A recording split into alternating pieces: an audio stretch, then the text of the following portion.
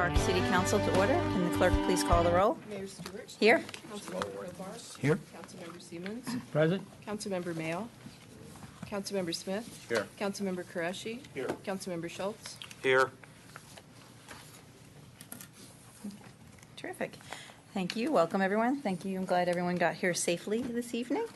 There's no additions or changes to this evening's agenda. Looking forward to, and I just had it in my hands, the rolling agenda. Next week, on March 2nd, we will have the first reading ordinance establishing a vacant and abandoned property registry. Also, the first reading ordinance amending Tacoma Park Code regarding private collection from multifamily facilities. This is to change the date for filing an annual report. We have 3 work sessions next week, one to update the streetlight purchase research, update from the sustainability manager, and a discussion of ordinance addressing commercial vehicle parking.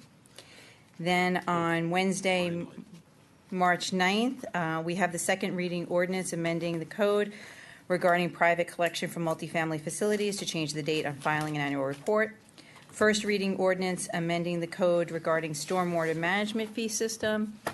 A single reading ordinance authorizing the purchase of energy efficient windows for the community center 3rd floor.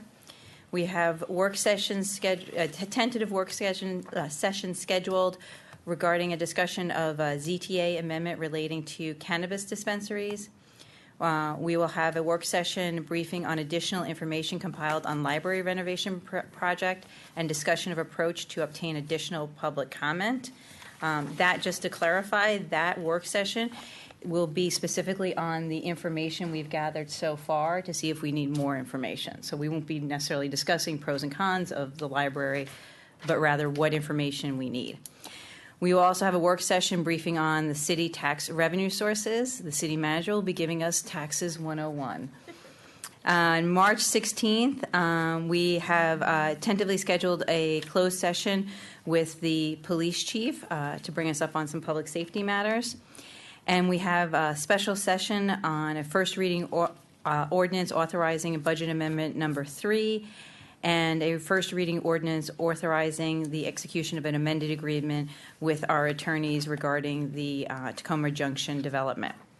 On March 16th, we tentatively have scheduled a review of the community grants program and a discussion of the renewal of the franchise agreement with Comcast and a discussion of the MOU with Montgomery County.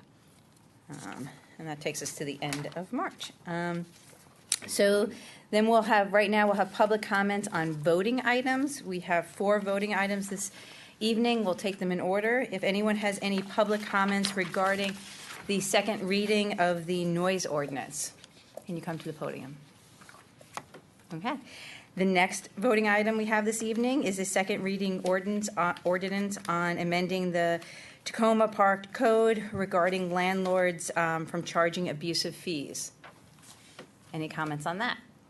Okay. Our third voting item is a resolution affirming council priorities for 2016. Any comments on that resolution? Our fourth voting item is a resolution providing for an appointment to the Committee on the Environment. Any comments on that? All right. Now we will go to public comments on anything someone would like to comment on. All right. And thank you. I think we have, if you want to just state your name, but Ms. Lawson from Trash Free Maryland, thank you very much for coming this evening. Absolutely. Thank you so much. As you said, I'm Julie Lawson. I'm the Executive Director of Trash Free Maryland. I had the pleasure of being here last summer to brief you a little bit about the proposal to ban plastic bags. Just wanted to reiterate, my organization works to prevent trash pollution around the state. We work really a lot in Annapolis, and so we're working heavily on the statewide bill, HB 31 and SB 57, that is right now being considered by its respective subcommittees. And we expect the Assembly to pass some version of it. There are, as you know, 4 different basic policy structures for jurisdictions that want to address disposable bags. Some choose a recycling or public education campaign. Those tend not to be very effective. Baltimore City being the most local example of that. We have bans on plastic bags that often limit size of store or sector of store that are included. That's sort of the most basic version. There are fees, 5-cent fees on plastic and paper like we have in DC and in Montgomery County. I can say in DC it's reduced bag use by 50 to 70% based on different store estimates. Plastic bag litter in the streams in DC is down 72% since the fee took effect. That number is also the same number we see in Montgomery County. DC and Montgomery County are the only two jurisdictions in the region that have shown a drop like that. They're also the only two that have a bag law. So I think pretty clear correlation. Finally, I would call bag law 2.0 is a ban on plastic and a fee on paper, with the idea being we're really eliminating the most persistent toxic contaminant to our waterways and our aquatic life, and we're incentivizing a behavior change away not just from plastic to paper but from disposable to reusable.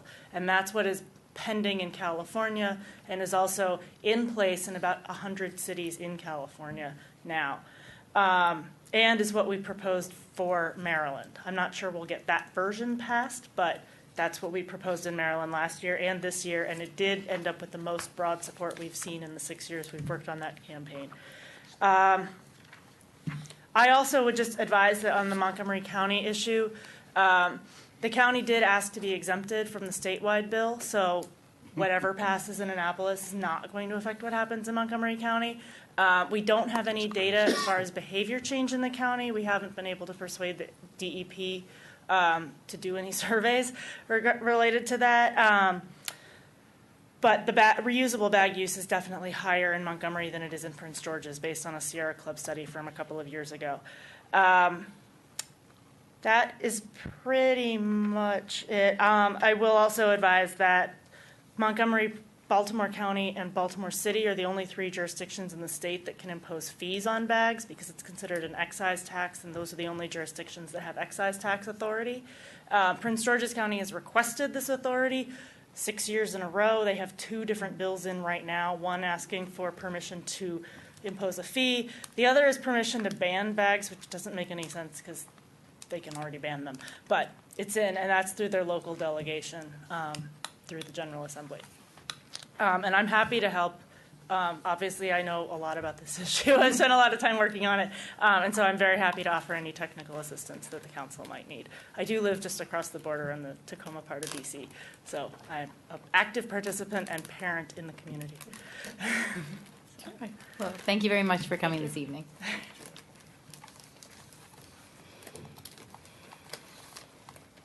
Hi, Laura Barclay with the Old Tacoma Business Association, and I'm here tonight on behalf of the Farmers Market, the Tacoma Park Farmers Market, to address a couple topics that the council is currently discussing. The first being the plastic bag ban. The market is opposed to being part of the citywide plastic bag ban. If the ban is passed, the market requests an exemption, as has been made to other farmers markets and other municipalities. The market does sell reusable bags and encourages customers to bring their own, but believes that supplementation with plastic bags is necessary to maintain vendor sales, to remain competitive with other markets in the area. And the market believes, due to the size and the nature of their products, that paper bag is not a suitable alternative. The second item that I would like to address this evening on behalf of the farmers market relates to the streetscape discussions taking place. And the farmers have asked me to reiterate their request to remove the chains connecting the ballards on Laurel Avenue. During peak market days, these chains have become serious problem and tripping hazard to market attendees, and also create bottlenecks and just really give the impression that the market is kind of crowded when it's actually not, potentially deterring someone from coming back. So it's been a discussion for a long time, I think, with the city, and in light of the streetscape conversation that's taking place, they wanted to make sure that I reminded the city of this request. Also, just being on the topic of the farmers market, I wanted to just make the council aware and the community that the farmers, many of the farmers' sales, the vendors at the farmers market, their sales are declining. There's been such a huge rise in farmers markets in the area. We calculated, I think, that in the past 5 years, there were 11 new farmers markets. So when it used to be really special to come into Tacoma Park to attend the farmers market, it's a lot easier to hang out in your backyard and go to your local farmers market if you're not local. So I wanted to use this opportunity to encourage people to shop at the market, remind people that the market is there with free parking, with a free ATM. I think that we can all agree that it's a really special community asset that we would not want anything to happen to it. So I wanted to use this opportunity to share that information as well. So thank you. Thank you. Any other public comments this evening? Okay, Mary Jane. Hi, Mary Jane Mitsui, Second Ward. I'd like to put in a good word for the farmers market. Another shout for the 13 years our Quaker group has been picking up food, what the farmers very generously give us to take to the Shepherd's Table Soup Kitchen. And they were very kind. Almost all the farmers give us. Some of them, I wonder how they can make a living. They give us so much. So I just wanted to let you all know that, okay? Second of all, of course, I'm here with my Spirit Club shirt. It's Wednesday night for people with developmental and or psychiatric disabilities, or anybody who feels too shy to be in a regular class, exercise class, where I'm an assistant teacher now. And I would like to have you all please consider having this class for free for residents. Now it's like $90 for a month, which some people cannot afford. We're actually seeing 2 people for free right now. Because how are you going to turn somebody down? They're coming with 2 paid customers, and how are you supposed to turn them down, right? You know. Anyways, and third was my pet peeve is gentrification.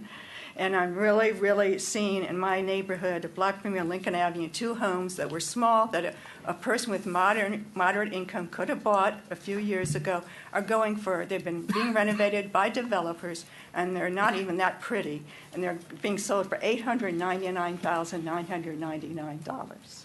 Okay? And it just upsets me, okay? These McMansions, I mean, you know, it just really bothers me. And why can't the city have some kind of arrangement with Montgomery County or the state to buy these decrepit buildings? They were both decrepit buildings.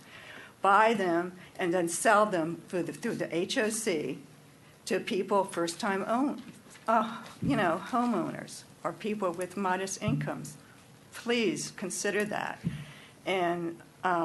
And also the fourth thing is I'm really concerned about the safety of the bridge, the Carroll Avenue Bridge.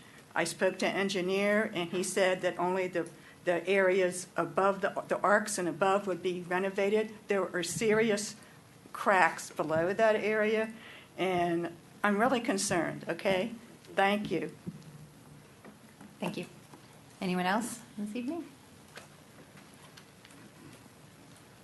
Hi, good evening. I'm Elizabeth Wallace. I'm a resident of Ward 1. Last week I brought to your attention the need for a review of a few items on the police department webpage. One was a request for complaint forms to be available on the website so that a personal appearance to pick up a form would not be necessary. The chief later that night said that some complaints are just misunderstandings, and going in person resolves that. That may be true, but perhaps complaints dissolve into misunderstandings because the complainant loses the nerve to submit one. Because it's taken me over a month to get the nerve to submit one, and it was a rather benign situation to start with. There was an incident on January 22nd at the start of the blizzard involving an elder man wandering in circles with a cane, no coat, on the Tacoma Park Elementary School parking lot. I called it in and told the dispatcher now that he was then headed, by the time he took me off hold, he was now headed toward Grant. I followed the man to see if he was going to go into a house or whatever, but no police cruiser showed up. So I approached him. He had slurred speech, he was not shivering, and he was incoherent. Perhaps the onset of hypothermia. I asked if he wanted to go to the police station. It took a while to get that. As he was looking for his car, which he had abandoned 3 days ago near the police station, near the fire station. He said yes. I escorted him. And when I told the dispatcher, when we got in the building, this is the man I called about, he called someone. 2 officers showed up in 2 minutes from outside the building. I don't have their names as I was not given their cards. I thought that should be part of protocol. I did look at their badges and could recognize them, but I doubt I know their names, not their last names. So it's hard to fill out the form. So I tried to pick up another copy because I messed up the first one just now, and I was told I still had to talk to a supervisor, even though I was just asking for another copy. That puts the desk staff in an awkward position. They want to be helpful, they can't. Now, back to the situation. Rather than check if the man was actually fit to drive safely home, they asked if he had his keys. He patted his pockets distractedly. He kind of said yes, and they took him outside to find it. Later, I went down to the station to find out if all went well. I was told by one of the officers who returned to the station that they found the car on Tacoma, far, far away from where he said it was. I told him that I was disappointed in the response time, and his response to me was they had other priorities, but he was kind of vague what those priorities were. I'm concerned that I heard from another resident later that one of the officers' cars was in the library parking lot the whole time. I don't know if it's true. It's hearsay. And I was also concerned that it seemed that an elder wandering in the cold, the onset of a blizzard, was not as important as something that might require, say, a SWAT team. It made me wonder if I want to age in place in Tacoma Park. What if I wandered? Would I be a priority? Perhaps not after I submit a complaint. Thank you, Ms. Wallace. No, that's okay. Thank you, Ms. Wallace. You can give no, this. that's okay. My real point is this. I don't really want to submit a complaint which would result in an internal investigation, but I really want to submit a request for an open dialogue, a conversation that might result in more Ms. Wallace, polite force. please give the rest of your comments to the city manager and be respectful to the rest of the residents here. No, I've seen, yes. There aren't that many people here. The rest of the residents complied with the 3-minute rule. If you would like more and there time. are other times when they don't. Ms. Wallace. So grateful for help from neighbors, and one that realized, perhaps this is because you're from a police family, I don't know, and one that realized that the real goal in the situation might have been ascertaining whether he was fit to drive home safely, not just get him to his car. Ms. Wallace, After please all, give the city manager your comments. There is a protocol. If you would like more time, you can request it before a meeting. If you would like more time next week, there is a protocol. You can request more time. Every other resident went by the 3-minute public comment. So please be respectful of the other residents here and the rest of our agenda. We are moving on now. Is there anyone else who has public comments? Thank you very much for being a very kind and listening mayor. I didn't vote for you. Thank you. After all, we don't want another headline in the Washington Post, do we? Thank you. Are there any other public comments this evening?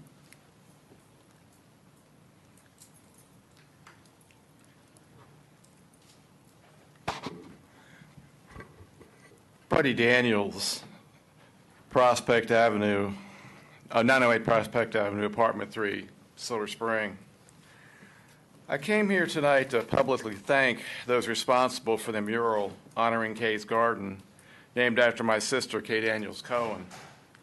Last Saturday, February 20th, it has been exactly 2 years since my sister passed away. So I went down to the garden in the late afternoon just to reflect on things. Howard was there, just finishing working on the garden. We talked for a few minutes, and before he went home, he asked if I had seen the mural Alice Sims had painted, honoring my sister and everyone who had worked on the garden. I had not, and as I walked over to the steps and saw the mural, I was stunned. The mural was incredible, with my sister's picture in the middle, waving, Howard digging, and adults and children working in the garden. It was really beautiful and very powerful at the same time. So powerful, I decided to sit down on the steps for at least 15 minutes and again, just reflect. And even at 64 years old, to keep me still and quiet for 15 minutes is quite a feat. Ask Councilmember Siemens or our ex-mayor, Bruce Williams. But to me, that garden and mural represent what Tacoma Park is all about, and there are way too many issues to discuss that now. I want to thank the Tacoma Foundation for their support, the Tacoma Recreation Committee for their support, Howard Cohn, and Alice Sims and Luke Vander for painting and designing the mural. I hope I have not left anyone out. If so, I really apologize because I'm still somewhat stunned by the mural, to say the least. My parents, Henry and Opal Daniels, would be extremely proud. And you know, Kay's reaction, and she should say, I don't believe they did that. And then give others the credit for the garden. And there were many who worked on that garden, and she loved it, especially working with the children. Thank you very much. And anybody else who was involved in that mural, thank you so much. And I hope a number of people get to look at it who haven't seen it. Somehow I missed it a couple weeks ago when I was down there parking. Thank you very much. Thank you.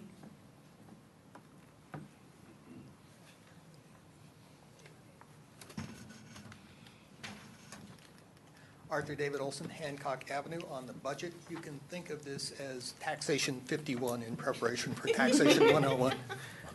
In this chamber, I've repeatedly heard lamentations about how property in the city is all reassessed at the same time and is only reassessed every 3 years, while costs go up every year, if for no other reason than inflation.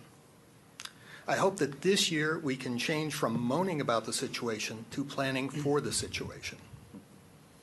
Doing so involves running a surplus in the reapportionment year of the 3-year cycle, carefully saving that surplus away, breaking even in the second year, and running a deficit in the third year, with the deficit covered by the carefully saved surplus.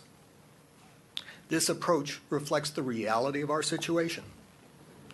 It tends to coordinate tax changes with assessment changes, which may lead to better acceptance of rate changes. And it reduces yo-yoing in the tax rate. While having low tax rates is the best way to attract businesses and encourage development, stable rates can also help to do so. This being a reassessment year, how big should the surplus be? This year's budget called for general fund expenditures of about $24 million. 1% of that is $240,000. That figure, multiplied by the rate at which we expect expenses to grow, is the surplus needed. While inflation has been low in the past few years, actions of the Federal Reserve, as well as the city's plan to pay staff competitively, suggest that costs may go up by 3% in the next few years, meaning a surplus of $720,000 is needed. Last week, the city manager reported that if the city's tax rate remains unchanged, the city will see an increase of about $700,000 in its property tax revenue. I know it's tempting to find interesting new ways to spend that money. I hope that you will instead consider saving that money and improving our long-term finances. Thank you. Thank you. Any other comments this evening? Then we'll turn to council comments. Councilmember Siemens? Thank you, Mayor. Ward 4 residents for a number of years have been concerned about the invasive species of plants that have invaded our neighborhoods. Bamboo, kudzu, and most recently the Japanese knotweed have become real problems in the neighborhood. This year, some of the residents of Ward 4 have started to look at this and see if there isn't a more positive way of addressing this issue. And as part of this effort, they've realized that each of these three weeds, if you will, are edible. And so we may want to look towards the farmers market and other opportunities to where Ward 4 can become the agricultural hub of Tacoma Park. So keep your eyes open for that. Thank you. Thank you. Councilmember Mail?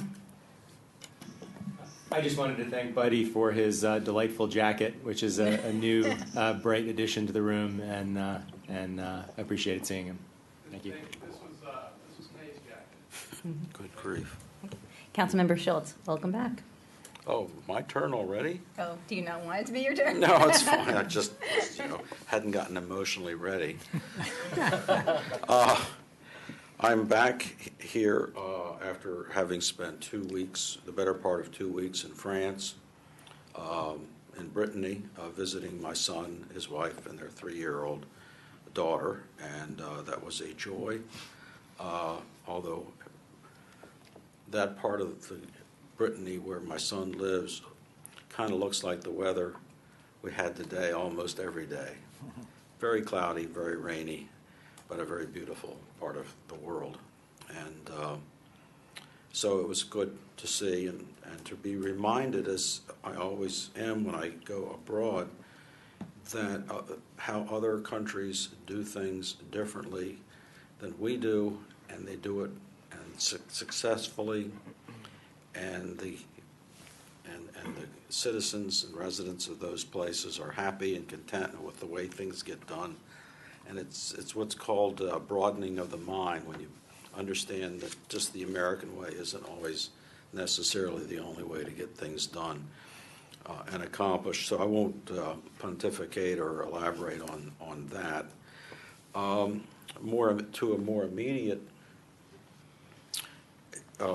things.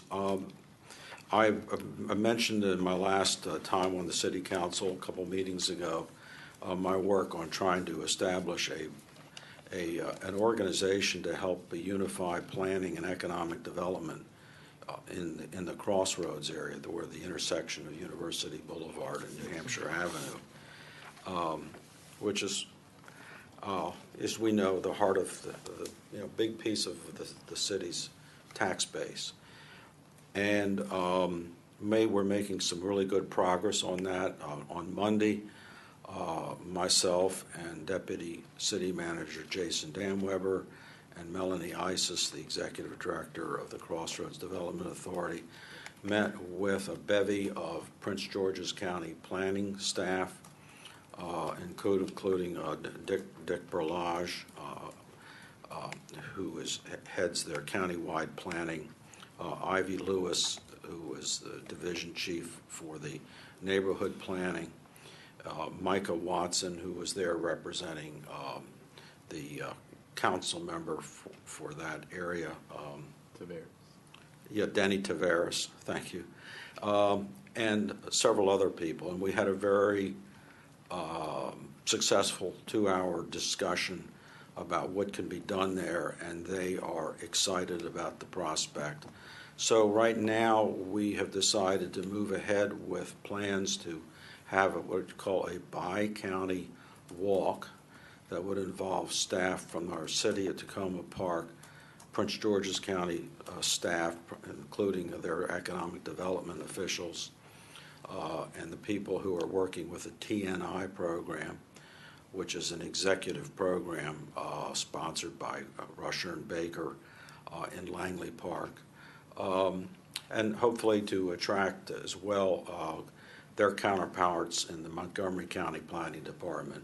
So we would spend several hours walking the commercial district on both sides of the Prince George's Montgomery County line, and then convene in a broad meeting, trying to invite as many stakeholders to this meeting to talk about what we've seen, what we see are the positives, what we want to try to do to maximize the opportunities that will be coming our way with the Purple Line, and to see what we can also do to basically, what we want to try to do is to create a business community there. There is no community at the present time. It is a disparate area by virtue of the fact that the Crossroads commercial area is on the edge of 2 major counties. And when you have a commercial district on the edge of a county that bleeds into the next county, it tends to stymie planning and economic development, because county people don't, the staff and others have a hard time figuring out what to do in an area that is partly not theirs. And I think that's one of the reasons, I'm convinced of it, that area has not been developed. So what we have, the county boundary line presents a problem, and we need to overcome that problem. Consumers don't care where these shops are located. The business owners don't care that there's a boundary line. the property developers don't care that there's a boundary line.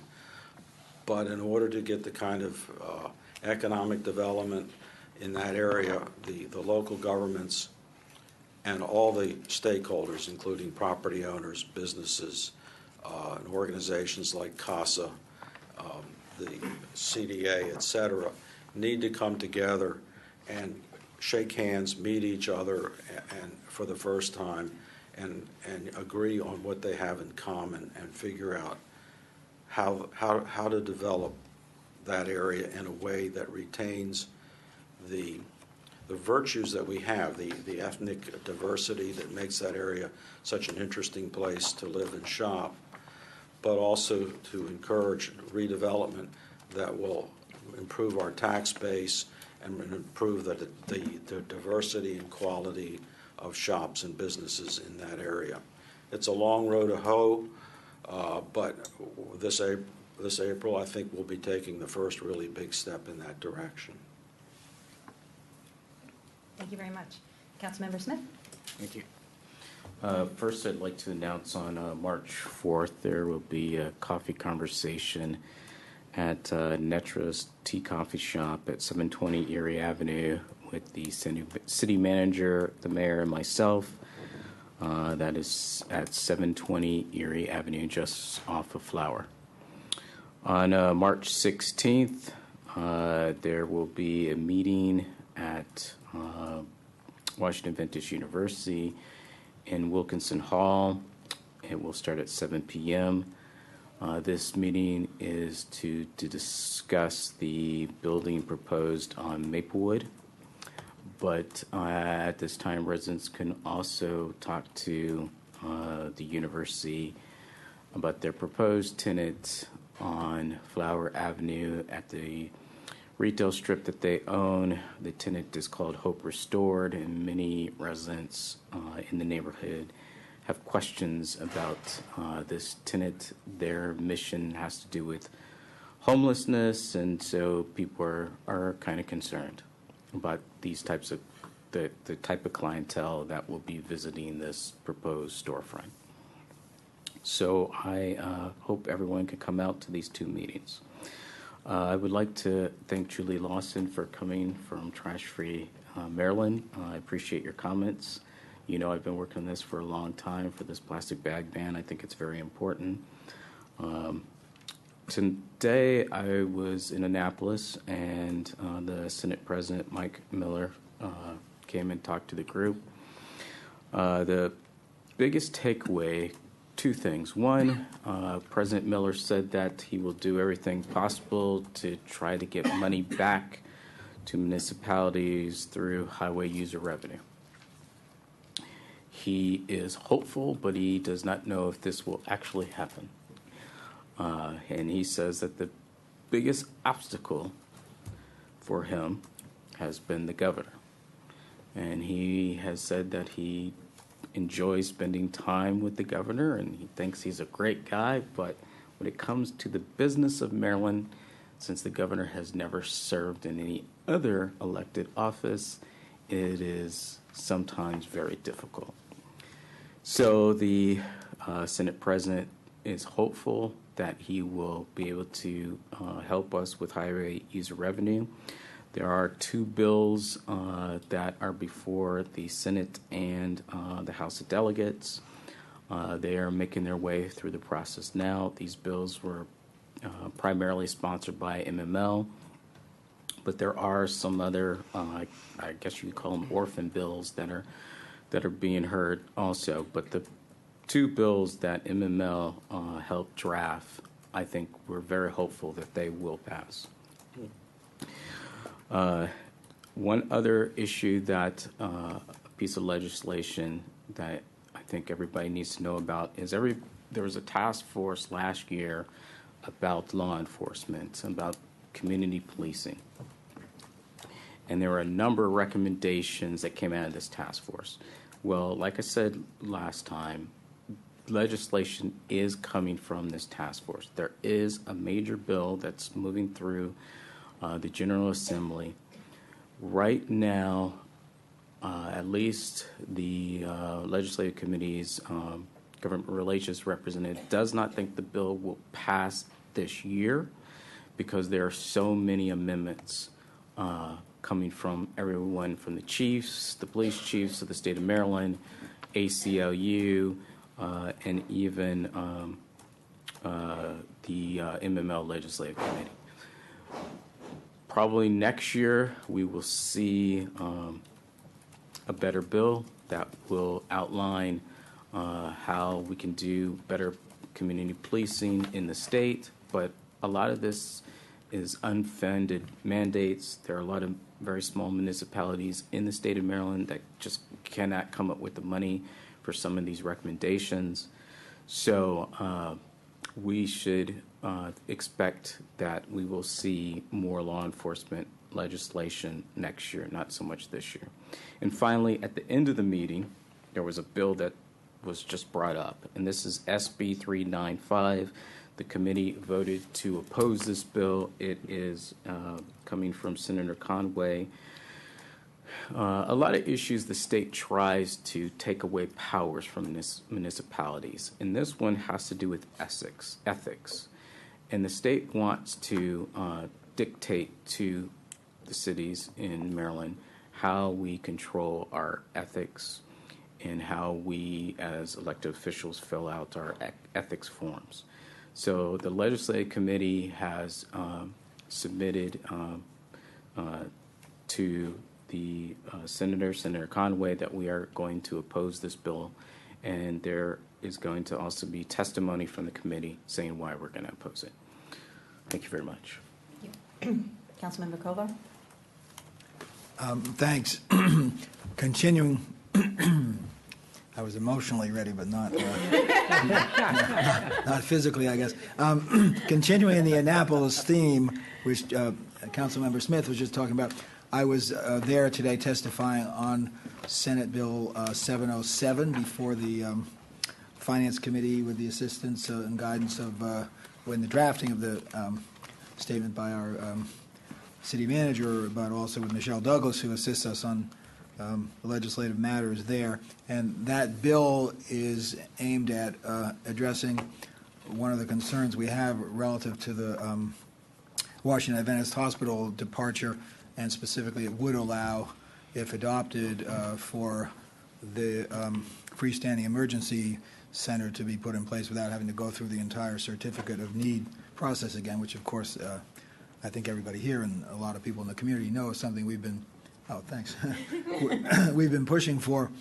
So I got 2 minutes. It was one of those race right through. You wait around for 2 hours and you speak for 2 minutes. But in addition to requesting and expressing support for passage of the bill and explaining how the emergency room is important to the community, there was also one amendment that we talked about having added, which would allow people who come into the emergency room to be able to go into non-acute care beds. And the notion behind this is if the psychiatric facility in particular that's expected to remain in place there, you wouldn't want to have somebody come in to a different, people could be sent back and forth when ideally they could just come to our emergency room and then go into the psychiatric care facility that will remain there. So our hope is that that would be added as an amendment. So this was sort of our first stab at trying to influence passage of the bill, and we'll see where we go from there.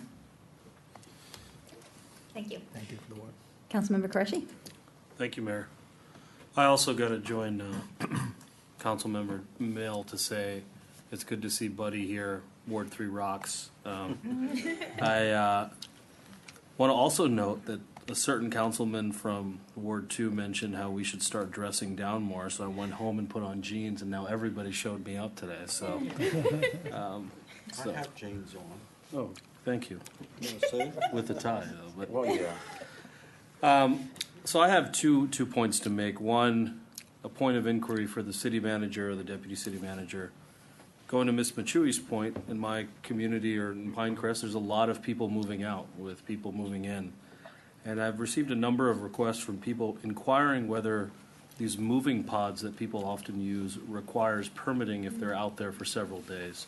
So I would just ask if somebody could provide me that information so I can send it out to Ward 3 members. It generally does from our Public Works Department gives a right-of-way permit for that. And, but I'll send some more specific information for you so you can share it with your constituents. Thank you. Final point that I want to just make to the community and my colleagues and also to the city manager. After last week's meeting, I've been mulling a lot over, I think, the chief's very well-intentioned suggestion after the shooting on Walnut and Eastern of people programming 270-1100 into their phones. And I've been in trial all week, and today I played a 911 call, which is going to be critical to my prosecution of that case. And when you have young people like my 4-year-old daughter who's already pre-programmed to think about dialing 911, I'm concerned that directing people to a different phone number, obviously for good intentions, may create problems in the future for prosecution or using as evidence for a number of reasons, because 911 calls are recorded, they're kept for a period of time. So I have a concern. I know the chief did raise the issue last week that we are moving to a new 911 provider. And I presume we're not the only jurisdiction in the United States that lives in a sort of weird jurisdictional quagmire where, depending upon what cell phone tower you're near, you're going to ping off the next jurisdiction and you might get the wrong place. So there has to be some sort of standard out there that predates this situation that folks deal with, whether it means that 270-1100 becomes a recorded. It is a recorded line. Okay. And the question that I have is, do we provide that to law enforcement? Absolutely. It goes to court cases. Okay. Yes. Okay, so that's good. And I just wanted to raise that because I was concerned because a number of community members raised that with me. And of course, even putting that aside, the concern that folks have about, what we're taught from birth versus what we're sort of the message we're sending out and the prudence of that. So I just wanted to raise that for folks. I appreciate that very much. I'll come back with some information. It's still fine to call 911. Right. It just sometimes takes a little bit of time to route it. If it's a medical issue, you have to call 911 or a fire. And so there's long been concern that we've got two different numbers that can be used and the confusion that can engender. But I will come back with some more information on that. Thank you very much. Thank you, Mayor. Councilmember Kovar, you had something else to add? Yeah, just one other thing. In the spirit of inter-ward comity and so on, my wife and I went on Monday night to the VFW place, and there was an amazing jazz jam session. I went because my neighbor across the street was playing, and unfortunately we were about the only two patrons there. There were about 13 or 14 people playing. So to go on Monday night to hear the jazz, it's awesome. So that's. Well, thank you. I was there on Saturday night to celebrate the 95th anniversary of the VFW, and it was there were more people there than that. And I think I left early, but I'm sure even more people came that evening. A couple of other things. We did kick off on Friday the community coffees. I want to thank Councilmember Siemens for arranging with the Black Lion here on Maple Avenue. I was there, the city manager and Councilmember Siemens, and a number of residents, and I think it was a good first coffee, and I'm looking forward to March 4th so that we can have tea on March 4th. Friday, Councilmember Kovar and I also visited the volunteer fire department on Friday. Some people may not know this, but we have 2 seats on the volunteer fire department's board. I'm serving, and so is Councilmember Kovar. Also, you may not know that we actually have the oldest firehouse in the county, even though it's number 2. It's actually the oldest firehouse. And we got a very nice tour that day, and I would highly recommend it. And they are doing birthday parties now for young children, which are very exciting. And then also, last night, I want to thank the Tacoma Foundation for hosting with us the neighbor-to-neighbor conversation on the Montgomery County Public Schools budget.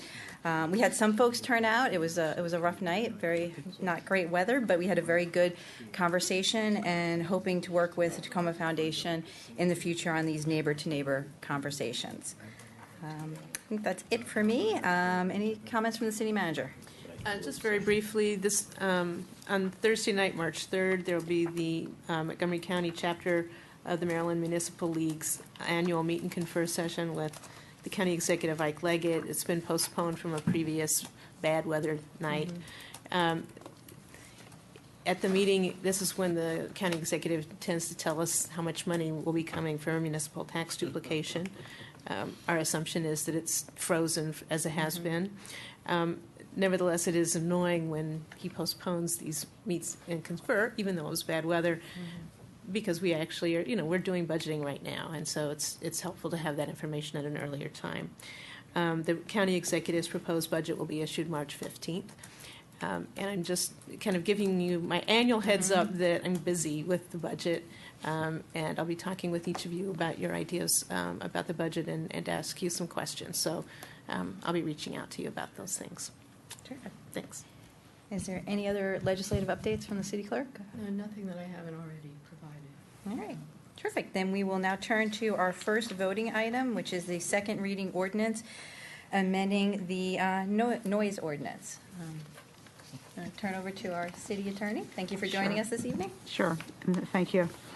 And welcome back to Councilmember Schultz, who really was the spearheaded these efforts and made some useful comments on the ordinance after his return. There haven't been many changes since the first reading. I added a clarification that complainants to the two-party noise disturbance complaint must reside at separate addresses. That was actually already in the instructions for the form, but I thought it should be made express. We've also added factors or standards for the enforcement officer to consider when issuing an event shutdown order.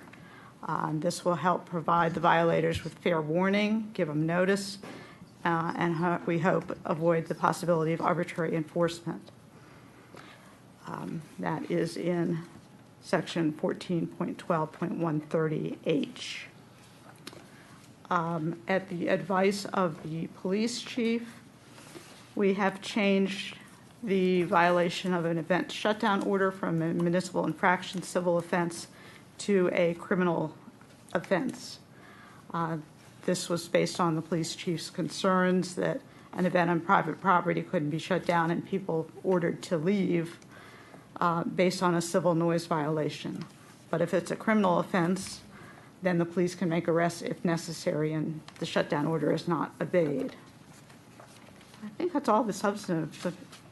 There were a few typos caught and, cross-references corrected, but there were no other substantive changes.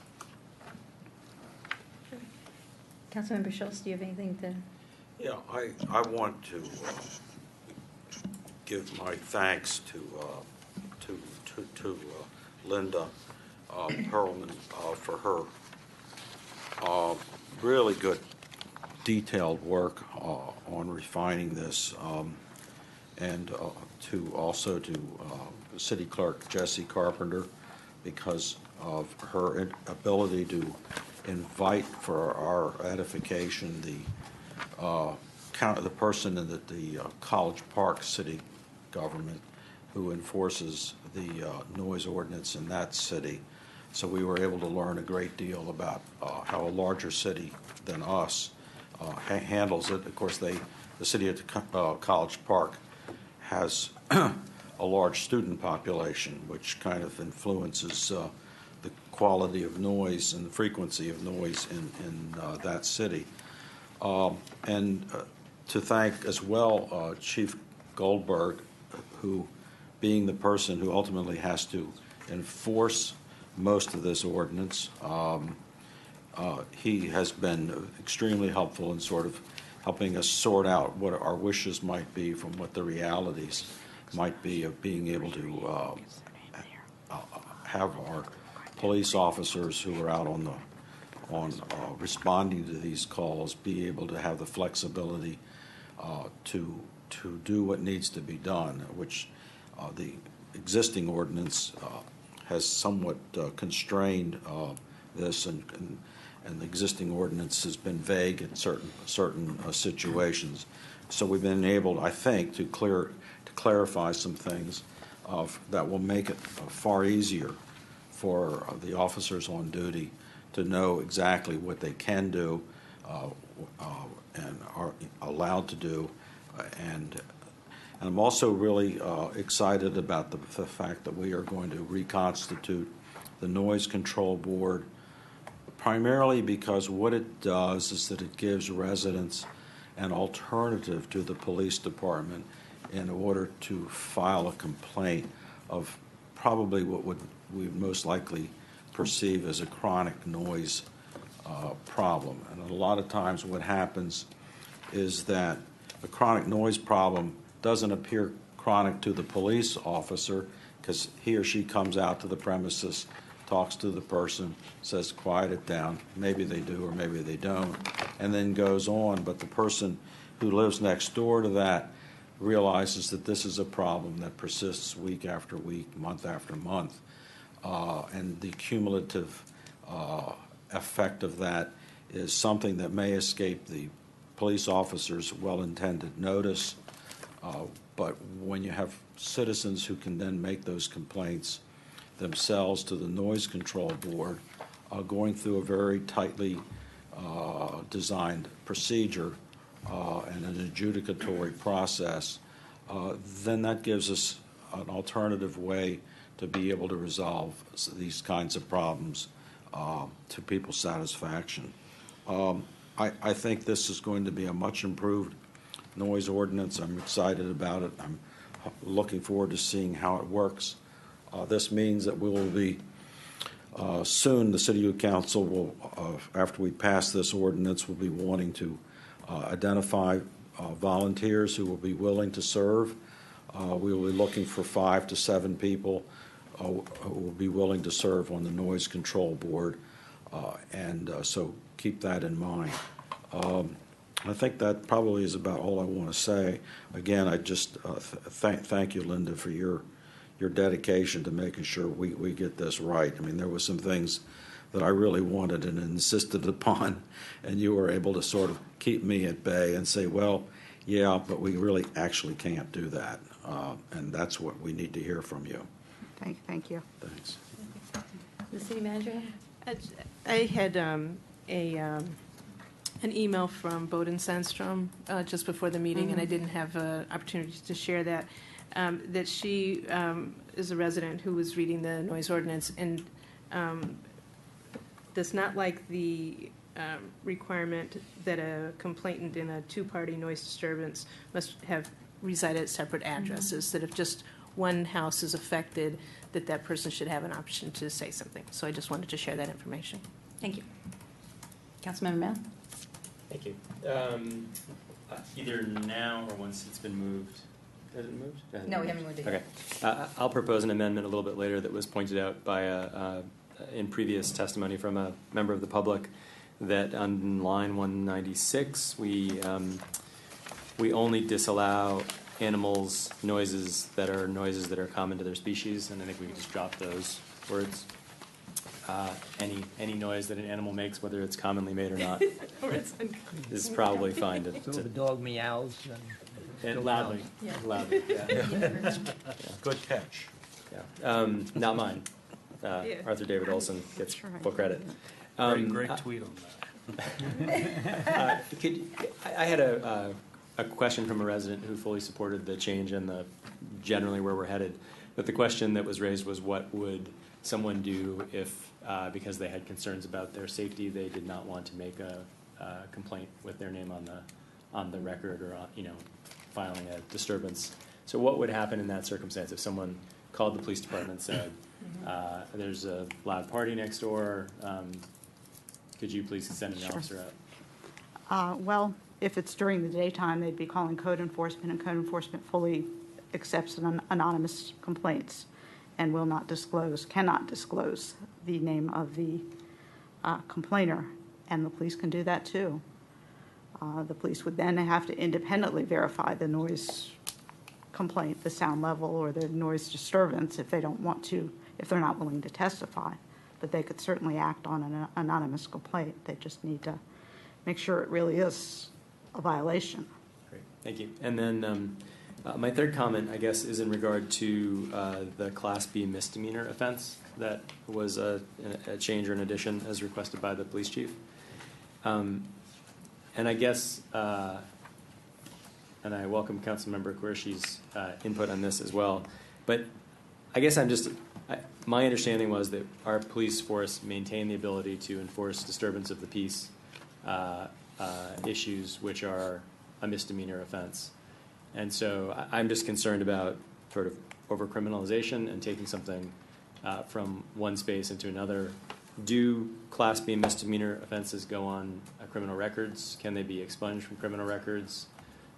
Is there a minor versus an adult issue with misdemeanor offenses? The council can choose to make offenses violations of its laws, civil, municipal infractions, or misdemeanors. On the maximum fine it could impose, and it depends whether a judge would follow this through, is 6 months imprisonment and $1,000 fine. I took the middle ground and chose Class B, which is $500 fine and imprisonment for up to 3 months. I don't see anyone going to jail for this, realistically.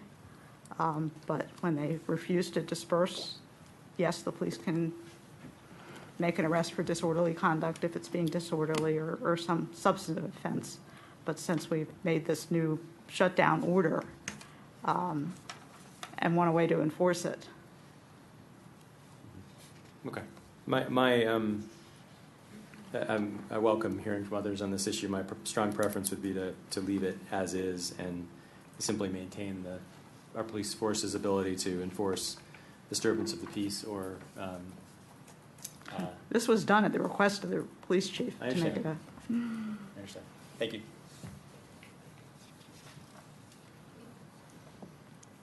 I just had a follow-up question, which I don't know is in here, to what Councilmember Mail asked about someone giving an anonymous calling in. On the noise control board, though, if somebody put a complaint in there, you'd have to be recognized, correct? Yes, you have to be willing to appear before a hearing. Mm-hmm. Councilmember Kovar?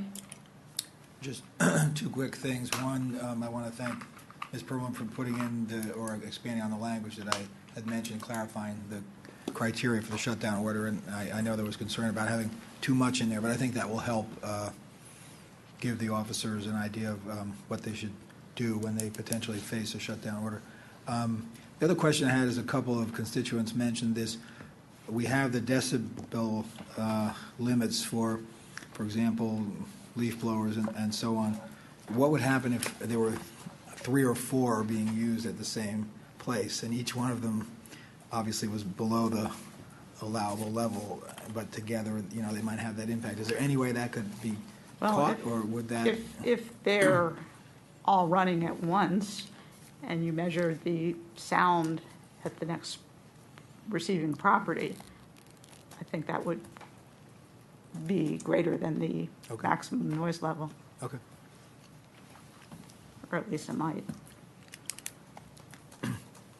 Councilmember Smith? Thank you. Today I talked to Jeanette Ripley. She represents code enforcement for the City College Park. And we talked about their noise ordinance. And do you know if College Park makes it a misdemeanor if someone does not comply with the ordinance? Because do I know whether they did? Yes. That's not what the public service, Bob Ryan, the public services director of College Park, said. He said they make it a municipal infraction. So how are they to not obey an order of their noise control board? So how is it with all of the frat houses, sororities, apartment buildings that are overrun with college students Ms. Ripley said that they had no problem controlling the situations, and they don't even have their own police department. So, and they could shut down a, party or whatever it is. So why would we need, like Councilmember Mail has pointed out, why would we need to make it a misdemeanor infraction? I don't think they have a specific provision similar to the event shutdown orders. I was talking about their proceedings before their noise control board, our municipal infractions. They have a noise hotline. I think people can call in specifically with noise complaints. I'm trying to remember what College Park representative told us. Can I add? Yes, please. That their code enforcement people are on staff 24 hours a day. Right. Whereas ours aren't, and so therefore the police have to take care of these matters in the non-daytime hours. So he told us that when they get a complaint at late at night, or like you're talking about, they have their code enforcement people get out there within minutes and that sometimes, he said, sort of humorously, I thought, is that part of the problem is that the fraternity people have lookouts. They recognize the code enforcement vehicles, and so sometimes the code enforcement officers have to come in unmarked cars or back routes in order to perform their duties and be able to carry things out. But that's a situation that is pretty much unique to College Park. We don't have situations like that very often. We do have them occasionally, as we know, where shutdown orders have to be invoked. So I guess the question is, without making it a misdemeanor, the chief believes there isn't any way he has authority to shut down the party. That's his position. I'm not sure I totally agree with him, but Well, he feels that being able to make some sort of criminal arrest would give it some teeth, even if it's rarely invoked. Yeah. Bob Ryan said that the net effect of their policies is that a lot of these fraternities are very, very careful about how they perform, and that as a result, just the mere fact that the police can conduct arrests acts as a deterrent. And I think that's one of the things that Chief Goldberg is thinking about. That gives his people will be able to threaten arrest in order to get people to cooperate on the spot right there, and they won't actually literally need to make arrests if they can threaten arrest, because then people will back off and shut up and start to cooperate. Before, they could never do that. They couldn't say that. So I think that might be part of the explanation. Okay. I would just say if we go forward with making this a misdemeanor, that I think council should review it in a year or so, or see how many arrests have been made, because I don't want this to, become a way to lock up a bunch I think of that makes people, sense. But thank you. Councilmember Schultz, did you have anything else to add? I did, in reference to a comment made by Councilmember Mail, but I cannot remember what it was I wanted to say. So I will abandon. Thank you. And I thank you to everyone who worked on this this ordinance. It's come a long way, and I think it addresses the issues that have been brought forward, especially by Councilmember Schultz. My recollection of Chief Goldberg's concern with making a misdemeanor kind of agree with what Ms. Perlman has said tonight. But it seems like it's in anticipation of a problem that we, our legal advisor is not even sure is a problem. So I'm kind of against trying to solve problems before we even know that we have a problem. So my inclination would be to do this without that, making it a civil infraction, and see if this doesn't solve the issue that we have, because I think it opens a door that we may not want open, and may create a problem that we don't want. So I would suggest that we pass this with it being a civil violation. Any other comments or? I would just, if I may, respond by saying that in my ward with the particular church that has been a chronic problem for years, we have had this problem where the facility has been rented out, where there have been hundreds of people attending between, say, midnight and 3 a.m., and alcohol is used, and people have been outside with open beer cans and falling down drunk and picking fights with neighbors who have been asking for them to be quiet. And the police at one time, a few years ago, did have to literally arrest some people because they were starting to literally interfere with the conduct of the police's work, which gave them the authority to conduct arrests. So this is the stuff that terrifies residents.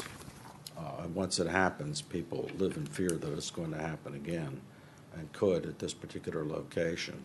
So that's why I think that I'd like to be able to know that our police department has the power to do this, and I trust that they will, like with other things like tasers, they'll be very conservative in the application of it. It sounds like they have the tools that they need to be able to arrest people without this. So that was why I would support moving forward without it.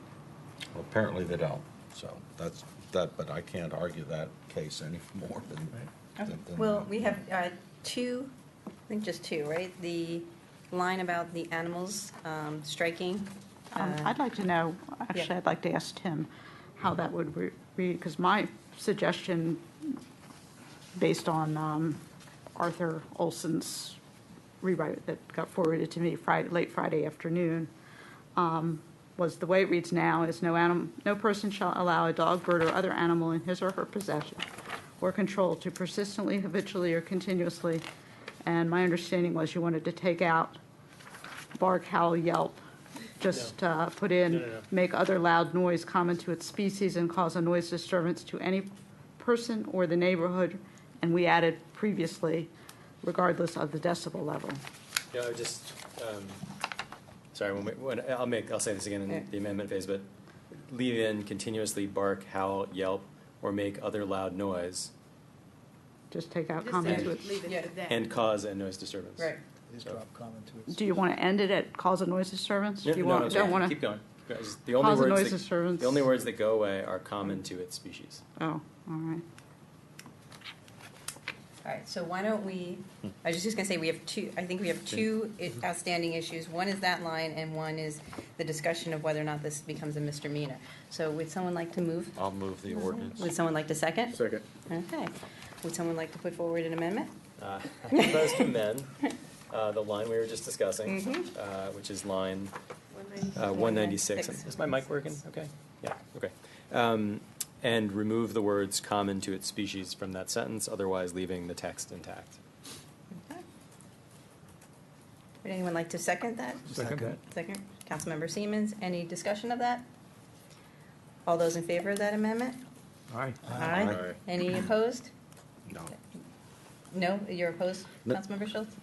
I support the Oh, amendment. okay. So, no opposition, any abstaining? No. All right, so we have that. Now let's deal with, would someone like to move a second amendment regarding the line about a misdemeanor, which is on line 363? So I propose an amendment to line 363 that would read, the violation is, I guess, I don't know whether it should be is or shall be, is a Class A municipal infraction. To leave that text is a Class A municipal infraction, and strike the text B misdemeanor offense. Second? Second, okay. I'm sorry, could you repeat it again, because I didn't have the right version.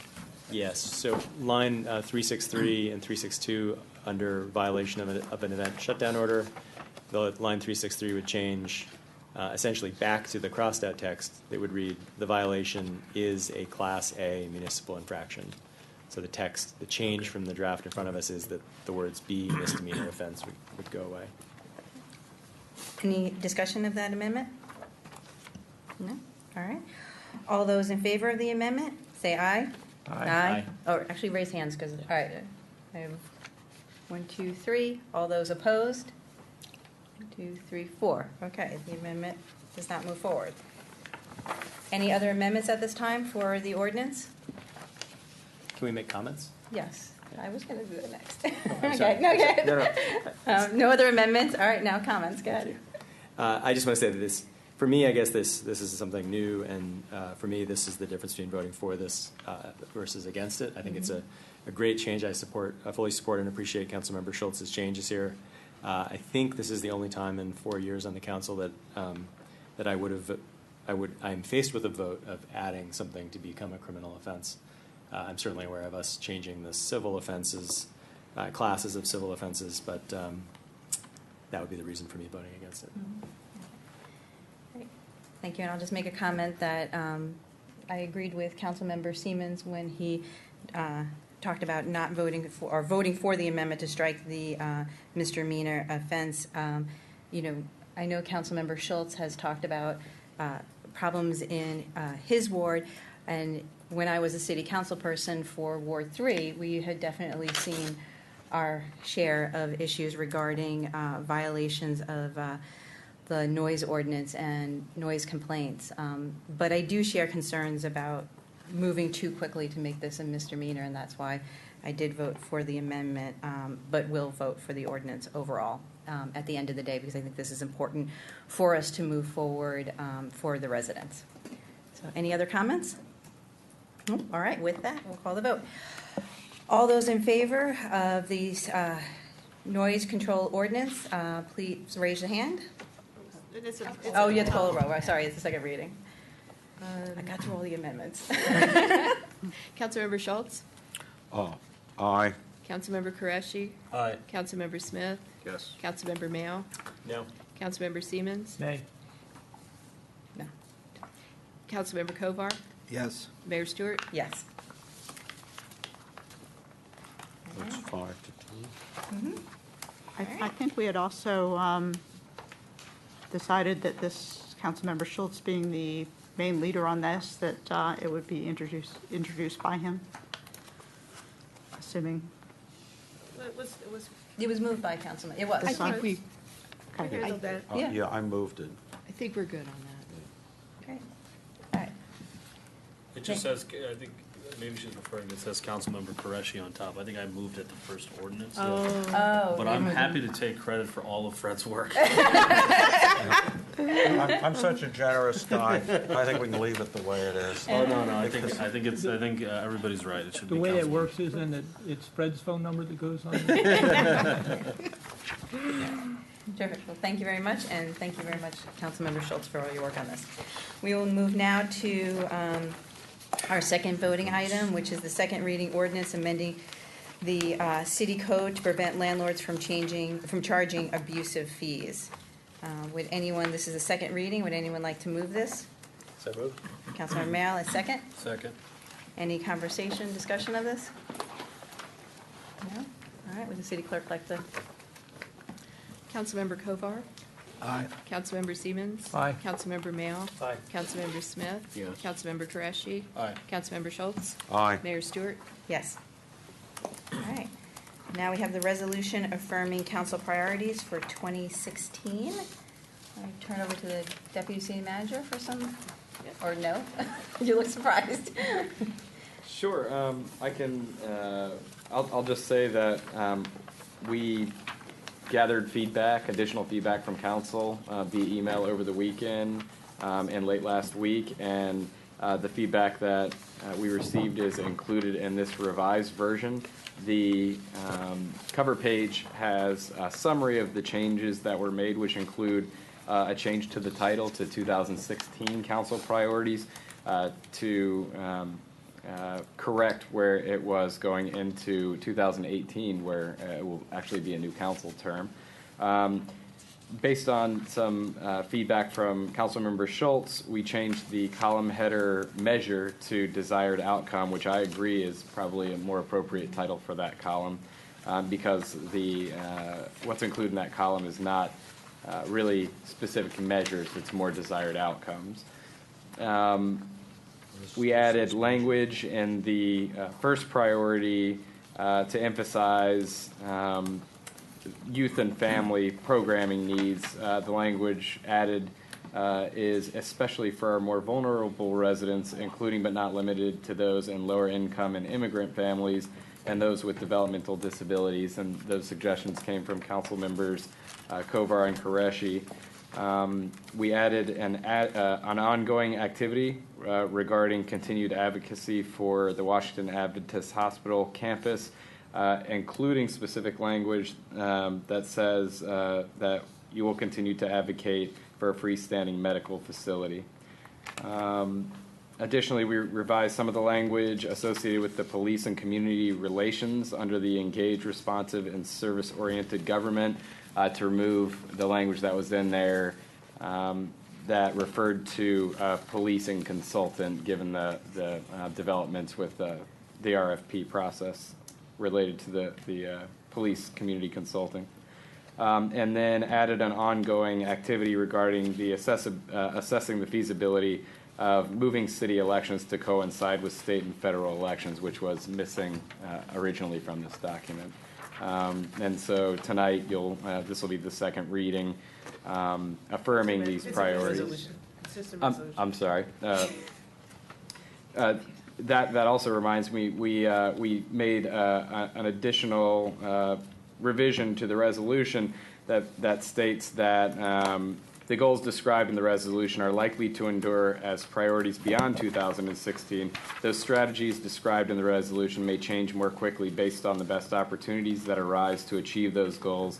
And also added a note that you, as a council, will revisit these priorities as needed, and you'll do so formally at the 2017 annual retreat, where you can either reaffirm or revise these as necessary.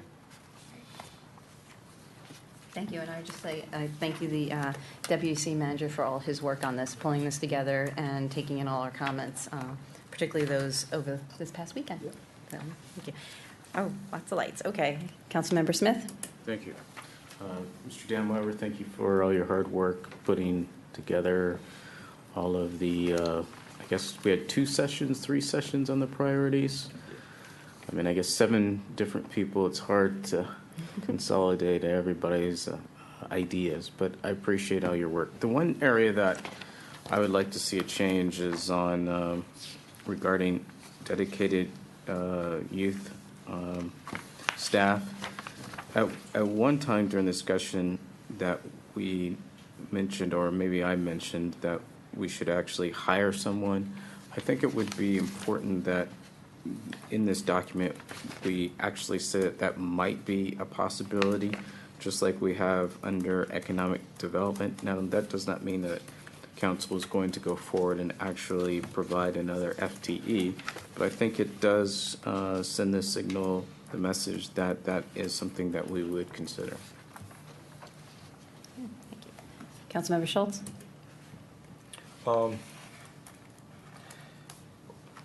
One of the things first of all, let me just thank Mr. Damweber, and you deserve thanks from all of us, I think, for being able to make sense of this, of the things that we think we want, and never sure quite how to say it, but you've helped us figure that out. One of the things I wanted just to comment on is something I've mentioned to my colleagues, and that is that this is a really crucial document here, but and it's going to guide the budget formation. That's why it's so important. But it does not actually change the existing strategic plan. We haven't decided that plan should be abandoned, and that is still that strategic plan, which is a broader document than this, a more long range than this, is an important component of. I mean, it is the document upon which we guide. Say this again. It guides our policies. It is a statement of our policies, and it helps us when we're creating ordinances, looking at making changes to make reference to that, to stay true to the mission that we've committed to in the strategic plan. So this is not a criticism of this document here at all, but just an observation that strategic plan remains a valid document. Councilmember Mann. Yeah, I appreciate city staff's work through the sessions we had, as well as Mr. Dan Weber, the work to put together this document. Just a couple of things. One, I'd note that even when it's not an ordinance that we're working on, it's great to have track changes show up in the document. So, whenever possible, whenever we're going through revisions, if we can keep track of those track changes, it just makes it a lot easier. I appreciate the changes made throughout the document during our last discussions about this. I think it's a strong statement. To my colleagues I spoke, and just to say it publicly, I think the core part of this are the goals, and as Councilmember Schultz said, I hope they appear in our budget and allow us to focus budget and also policy discussion on those things. I think the individual strategies are our best shots, wishful thinking, and some smart strategy mixed together, but it all changes from first contact with reality. So I appreciate the statement added in there, the whereas clause. To Councilmember Schultz's point again about the strategic plan, and this is not relevant to moving this discussion, I'll support moving forward, but I honestly don't really support our strategic plan. And I say that not because it's not a noble idea to put together a strategic plan like that, but because it's out of date. I heard about the previous work back in 09 or 10 or whatever to put it together. It becomes a long document. It's hard for people to read. It's hard for council members to read. And the way I've seen it used is largely to defend, with no criticism implied even to the city staff, to fit everything in. Everything really fits into the strategic plan. And so therefore, I'm not sure how strategic it is that we can pretty much squeeze everything into that document. So I like this in that it's shorter, potentially more accessible to more residents. I don't in any way disagree with Councilmember Schultz that the other document still stands. So it's still a document, a point of reference. And in many ways, it's almost like I'd like as a political body, we have our strategic priorities, and then staff sort of have their own, or could have their own priorities. The difference between where an elected body is trying to push and where the executive essentially is going. It's not a bad thing to call both of those out. And we've talked before with city manager, particularly in the evaluation cycle, about what are the priorities for the operations of the city, and it changes over time. Any number of things which fit in that space. So that's just this is a relevant subject in which to raise those points. Thank you for everyone's work, and I look forward to moving forward on these priorities. Okay. Thank you. Also, I'd just like to add on the strategic plan that the former council, we did take it up, but never actually took a vote on it or amended it. And I believe the last strategic plan only technically went through 2015. So we can still use it as a guiding document, but just to clarify, it did only go through 2015, and the last council did not take it up to extend it. We discussed it, but we never kind of closed the loop on that. Yeah. I think when these priorities were put in place, what the deputy city manager did was incorporate many of the points overall priorities and goals that were in that document. So they do go hand in hand, but I just wanted to clarify that. Did you have something else? Yeah, I'm not going to disagree with either yourself or Councilmember Mayo, and it may be that the strategic plan is in fact outdated and obsolete. But on the other hand, and I think we need to have a discussion at another time about this. The council priorities is essentially a one-year design, saying this is what we want to do in fiscal year 2017. I think that there is merit, call it what you will, in being able to have a longer range statement of our interests, of goals, values, whatever you want to call it, as background to everything we do.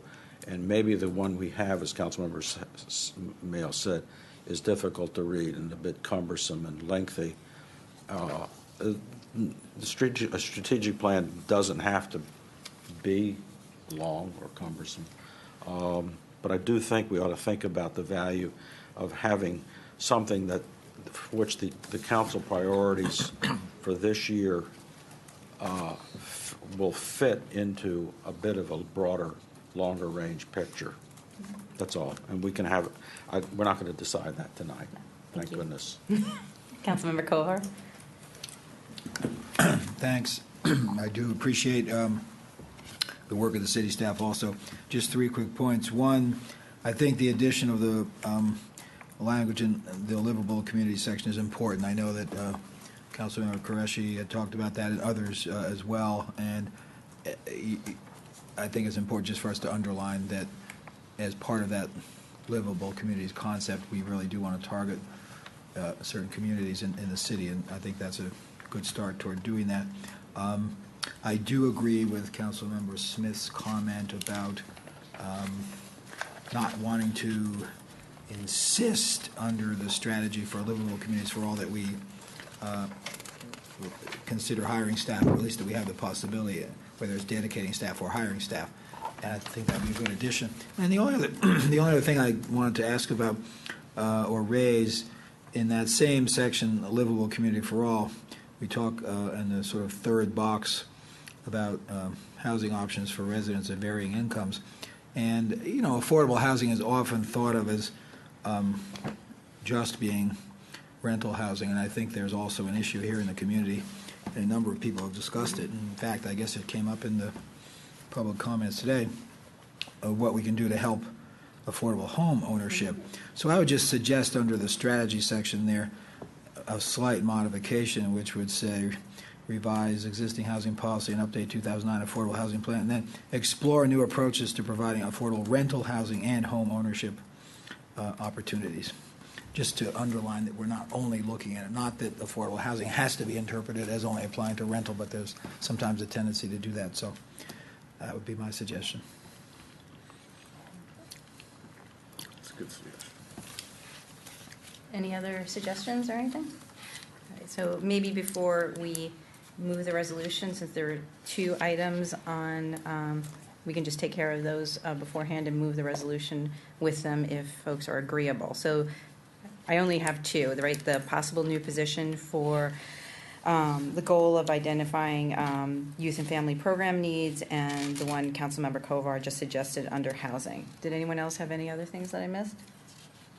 Yes. I just want to be clear on Councilmember Smith's comment and Councilmember Kovar's comment. I thought I actually heard Councilmember Smith say that we should specifically put in here the potential for hiring a new position. Is that correct? Right. And first sentence. Did you say the same thing? I agreed with that. Okay. All right. I just wanted to clarify my understanding of what I thought. Can we just use the same language? Parentheses, possible new position. Yeah.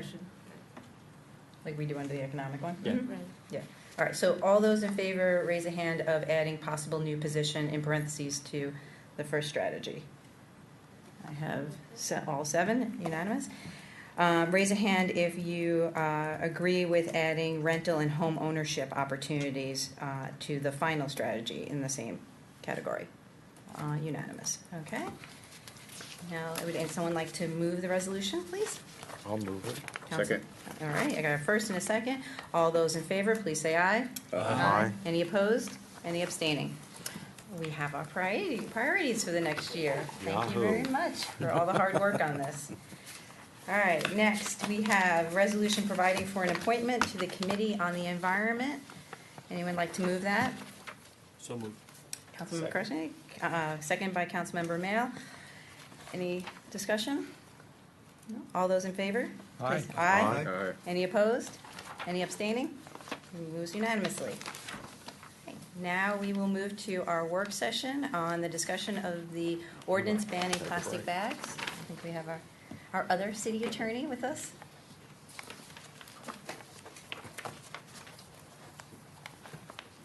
Hi. Mayor, Councilmember Yes, I'm sorry. Yeah. Smith. A few minutes before we. Oh, before, About- okay. yes. Okay, you want to do it before? Yes, Ken does? Okay, yeah. go right ahead, Councilmember. I would just want to thank Mr. Sigmund for all his hard work on this. I've been working on this bill, I guess, since last summer, and I appreciate all your input. And I want to say the rationale behind this, a couple of things. My first term, I asked council to dedicate money for a anti-litter campaign. And, some of those banners that you see throughout the city, they came from that. And, we've done that year after year. And this is just a continuation of trying to take litter out of Tacoma Park. But specifically, plastic bags. Plastic bags have been a huge issue, not just for our city, but many cities throughout the country. And I think that, our belief in being environmentally leaders throughout the region, the country, I think it makes a lot of sense that we tell the state of Maryland, we tell Montgomery County that, that plastic bags should no longer be part of residents' daily lives. Or whenever they purchase something, they should have and use the option of paper bags. This ordinance is not to be a lot of extra work for staff. It will primarily be based on when residents go to stores and they see a particular issue, they could contact staff and let them know that that someone is selling or continues to sell plastic bags. Another aspect of it is I've contacted Montgomery County's finance department because whenever a business does sell paper or plastic, they do have to have a fee. So Montgomery County's finance department is trying to figure out if they can come up with the data to show us which businesses are in compliance. So it'd be even easier for our city staff. We could just get a report every month and we could tell. So until the finance people tell me whether or not that can happen, it would basically based on whether or not residents see something in the community. So I would hope that my colleagues would consider this. I think this would be a great step for our community. Thank you, Ken. Thank you. Okay. I don't have too much to add to what Jarrett said, and he definitely took the lead on drafting the ordinance and the concepts in there.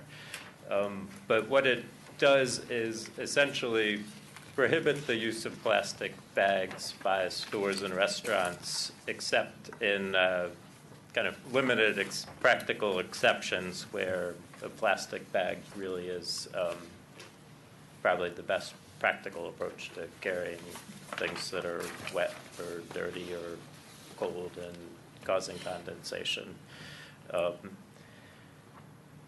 including kind of the bags you get inside the grocery store to carry fresh bread, meat, flowers. There's also an exception for prescription drugs and dry cleaning a newspaper. But other than that, people would have to bring their own bags. Retailers can make reusable plastic bags available, or they can provide paper bags. Can you specifically address the the concerns that were raised about the farmers market, and would the bags that the farmers market use be, how would they fall under this? The ordinance? I believe that they would qualify as kind of bulk food that would be permitted to use the plastic bags. And if that's not the desired policy, we can address the policy the way the council sees fit. But at the moment, the way it's written, the farmers market can continue to operate the way it has been. Yes. Okay. Councilmember Mill? Thank you. Happy to support this. A few suggestions. The first is that I understand why this excludes newspaper and dry cleaning. Nonetheless, newspaper bags in particular are one of the most abundant forms of plastic bag that is used in the city. And so my suggestion there is not to change the text of the chapter, but rather add a whereas clause, whereas this council encourages future councils to look at the soonest opportunity for the opportunity to amend this provision to deal with plastic bags associated with newspaper and dry cleaning or dry cleaning. So essentially it's just like, hey, think about this in the future. That's the one exception that I would most focus on. And then with regard to the farmers markets, I guess I see there's two types of uses of plastic bags at farmers markets. There's picking out 10 tomatoes from the tomato rack and putting them in a plastic bag, putting them on the scale, and paying for them and taking them away. And then there's taking your bag of tomatoes, your bag of cucumbers, and your bag of eggplants together, putting them each in a plastic bag, and then putting all of those plastic bags in yet another plastic bag. And my sense is that with that, and I don't think it takes any change in the language here, but what we'd want the farmers markets to do is to use a paper bag or a reusable bag at that second step. That's exactly what we would expect someone to do in a grocery store, where they would put their tomatoes and their cucumbers and their eggplants in a cart and use a different bag when they got to the front of the store. So I don't think it takes a big change. I think most people, well, I don't think that's a big change in terms of the number of bags used and the way that they're used in general. So my suggestion is just as we implement it, that would be the way that it would be implemented in terms of working with the farmers markets to try to make sure the aggregation of all those items moves towards non-plastic or reusable plastic bags. Thank you. And thank you, Councilmember Smith, for work on this. Just appreciate it. Councilmember Schultz? Schultz. One comment and one question. The comment is that I remember the day, a time when in grocery stores you had produce managers who would weigh your fruit or vegetables in a scale and put it in a paper bag and use a crayon to identify the cost that was there, and there were no plastic bags because they hadn't been invented yet, and people were able to shop for millennia without plastic bags for the things that they need to feed their families. And I would hope that somehow or another we can simply, get people to understand that paper is biodegradable and plastic isn't, at least not the kind they have invented so far. And just we've made some strides in breaking habits, and I think it's already, and it's going to continue. We need to continue to push it. So in that sense, I'm all in favor of pushing people to use paper as much as possible, even if it seems a little ridiculous and awkward. The question that I have is that it's something that I don't understand well enough, and I'd like Councilmember Smith or yourself to explain. We know we have a bag ordinance law passed by the county, how does what we would be considering here distinguish itself from the existing law that we're already complying with Montgomery County? And because don't want there to be confusion by residents or just anybody for that matter in understanding the differences. Would you like to answer that? That's fine. The county allows plastic bags, right? But you are subject to a fee. So you can get paper or plastic, but you have to pay a fee. What this ordinance does is take plastic out of the system. There won't be any more plastic. You can still buy paper, and you will still pay the fee. The same fee you would pay if you went to Whole Foods downtown Silver Spring, and they don't offer plastic at all. So that's it. Yes. So one is a fee, one is a ban. Yes. So is the county unhappy with the fact that we might be taking revenue away from the county? I don't think so. I talked to Councilmember Berliner, and he was trying to ban plastic, but he just didn't have the support at the time. Plastic bags. So The county will tell you that their goal was not to raise revenue, but to discourage plastic bag use. I'm confused. The county, though, you said charges for the paper bags, too. Mhm. So it wouldn't be taking revenue away from the county. Well, that's a good point. I didn't know the county charged for paper bags. They charge for bags. They charge for bags. Right. Now, most stores, or many stores, don't bother to carry paper bags anymore. Right. All right, Councilmember Kovar.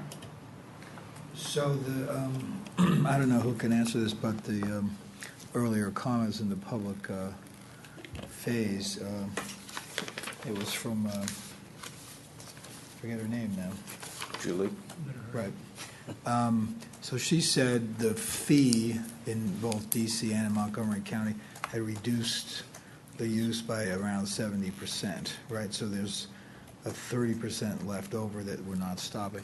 And then there are these different exemptions. So do we know like what percent of that this would actually address? No, because we can't get the data from the county. Okay. So what would small businesses have to do if they were to comply with this? So let's say you're not an exempt business. I'm not sure what an example of that would be, but what would be the gift shop? Well, 7-Eleven's not in. We don't have 7-Eleven in Tacoma Park, though, right?